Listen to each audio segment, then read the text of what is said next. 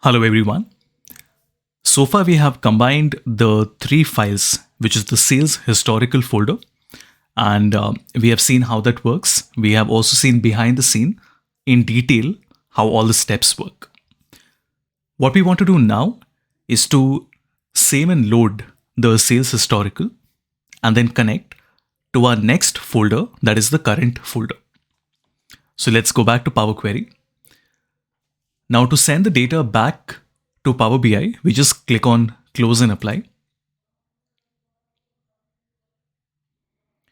It takes a few seconds, and now you notice that all the three files have been combined into a single query. And here on the right side, you can see we have the sales historical table and we have all the columns in it. Now we want to load another folder, and this one would be our sales current folder, which only has one file in it, 2014. So we go back to Power BI and we repeat the same step. I go to Get Data, select my folder option, then I can click and select the folder path, paste it here and click on OK. There is only one file that we have, so we want to combine and transform. The sheet is called sales. We will select that and then click on OK.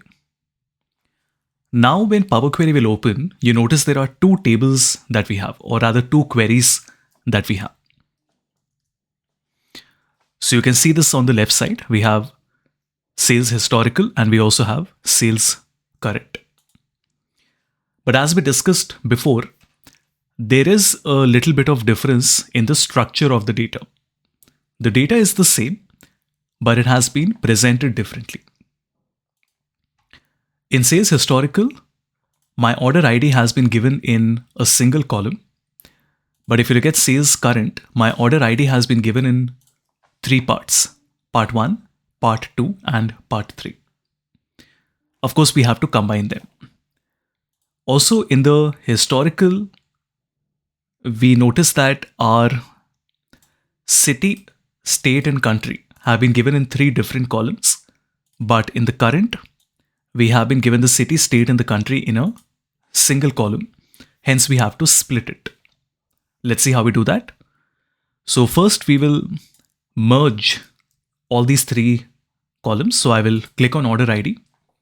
You can either press Ctrl or Shift. Click on Order ID Part 2 and then Order ID Part 3. We simply do a right click and then we want to merge all the three columns. Now when we merge it, it asks us two things. What should be the name of the new column and what should be the separator? So we want the separator to be a hyphen and we want the new column name to be called Order ID, exactly what it was in the historical data as well. So now you notice we only have a single column called Order ID. You will also notice that a new step has been added now called Merged Columns. And you can see here, this is the formula that it has written for you automatically. So that's the beauty of Power Query. If you already know how to build these formulas, then you can write them, but why would you, when you have these features available on a click? Let's continue with the city, state, and the country. Now here we want to split the city, state, and the country into three different columns. So I can do a right click and we want to do a split column by delimiter. Now think about what is the delimiter between the city, state, and the country. If you think it's a comma, think again. It's not just a comma, it's a comma followed by a space as well. So I will select by delimiter. The delimiter would be a custom delimiter, which is a comma followed by a space. And we click on OK. And you notice it has created three different columns for us: city, state, country 1, 2, and 3. Now this time 2 steps have been created. The first step is split column by delimiter, which splits it into 3 columns. And then we also have a changed type. Even though the change type was not necessary, Power Query has created that step.